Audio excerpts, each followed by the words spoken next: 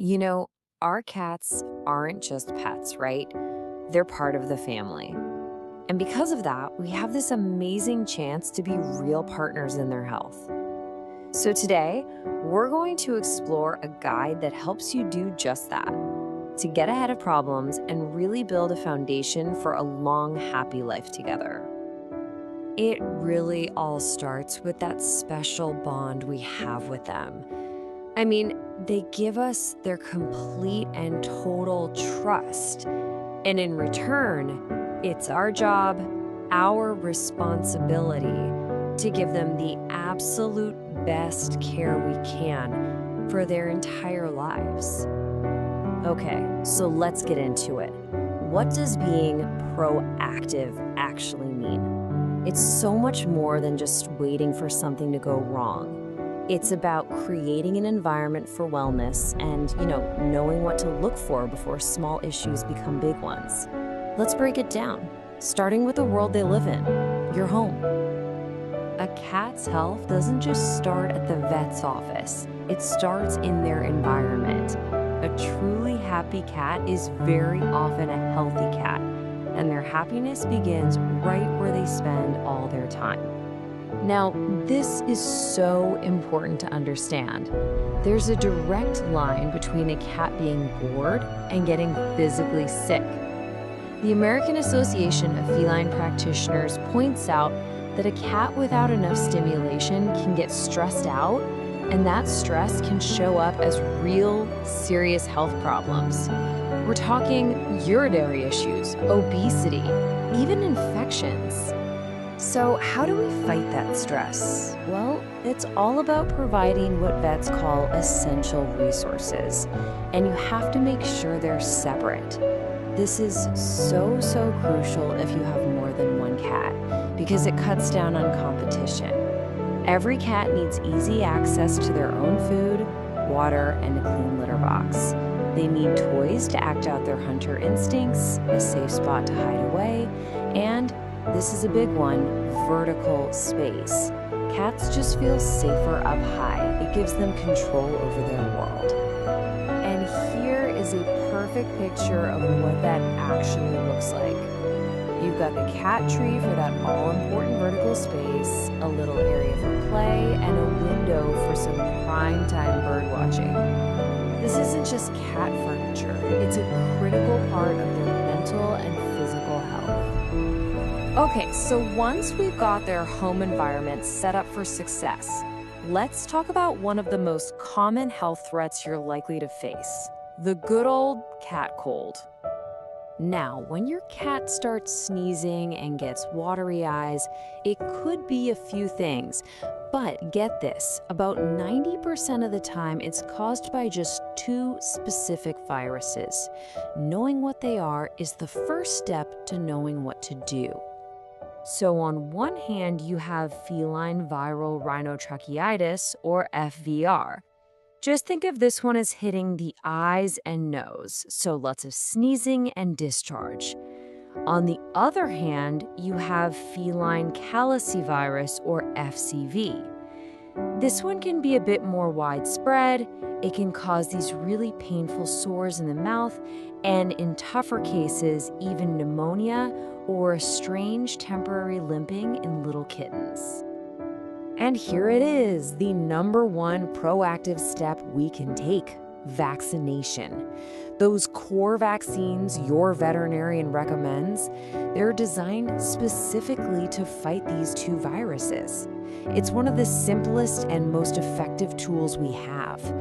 They might not stop an infection 100% of the time, but they are fantastic at making sure that if your cat does get exposed, the illness is way milder. All right, we've covered illnesses that pass from cat to cat.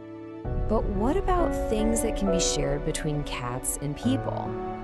It's important to know about, but definitely not something to be alarmed about. There are really three main ones to keep in mind. First is cat scratch disease, which actually comes from bacteria carried by fleas. Then there's salmonella, which can be a risk if you feed your cat raw meat, since it can be passed through their stool. And finally, a bacteria called Pasteurella. which lives in the mouths of most cats and can cause a pretty nasty infection if a bite breaks your skin. But, and this is a big but, let's put this all into perspective. For most healthy people, the risk of catching any of these is super low, and the best ways to prevent them are things we should be doing anyway. Washing our hands, staying on top of flea control, and cleaning any scratches or bites right away. Simple stuff. Okay, so that whole proactive mindset of simple, consistent care, it becomes absolutely critical as our cats move into their senior years. So we're going to pivot now to the most serious topic in our explainer, a condition that affects a huge number of older cats, chronic kidney disease. Just look at that number for a second. More than 15%. That is a massive number. If you have a senior cat or will one day, this is something you absolutely need to have on your radar. It's one of the most common diseases vets see in older cats. So what exactly is it? Well, chronic kidney disease, or CKD, is basically a slow, gradual loss of kidney function over time. The kidneys just become less and less able to do their main jobs, which are filtering waste out of the blood and, this is a key one, holding on to water to keep the body hydrated. Now here's the tricky part. This disease is sneaky. Because it happens so slowly, the early signs are really subtle. The two biggest clues to watch for are drinking more water and urinating more. As things progress, you might start to see some weight loss, a finicky appetite, maybe some vomiting, or just general weakness. Catching those early signs is the most important thing you can do. Hearing that diagnosis is, let's be honest, it's scary. But the really good news is that there is so much we can do to manage it.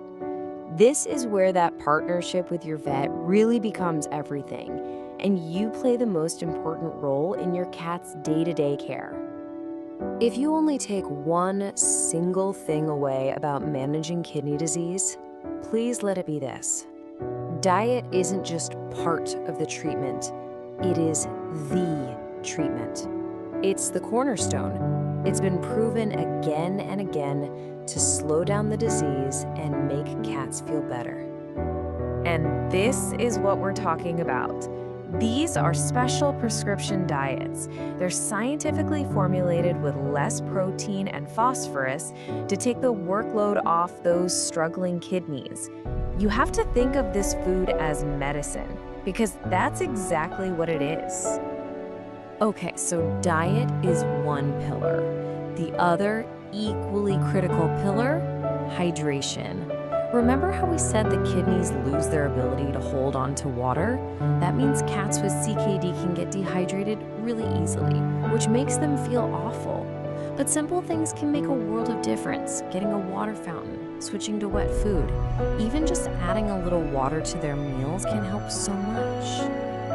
And this image really shows the level of love and dedication we're talking about in the more advanced stages.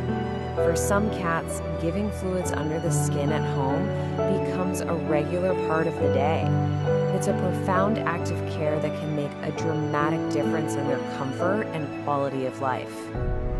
In the end, after all the vet visits and all the advice, being a proactive partner really boils down to this one simple, powerful question. You know your cat better than anyone on this planet. By watching them, by working with your vet, and by focusing on what makes them happy each day, you can be sure you're giving them the best life possible for as long as possible.